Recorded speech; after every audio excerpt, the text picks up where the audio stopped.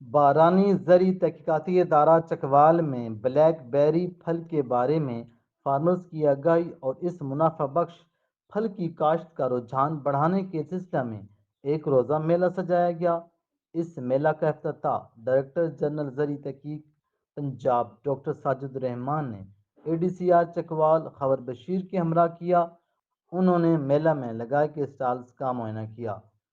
اس موقع پر خطاب کرتے ہوئے ڈاکٹر ساجد الرحمان نے کہا کہ بلیک بیری کی کاشت کے فروغ کے ضمن میں فارمرز کی آگاہی کے لیے اس میلہ کا انعقاد خوش آئند ہے۔ بلیک بیری بہت غذائیت والا پھل ہے جس کی کاشت کر کے کاشتکار بہتر آمدن حاصل کر سکتے ہیں۔ اس پھل سے بہت ساری مصنوعات تیار کی جا سکتی ہیں۔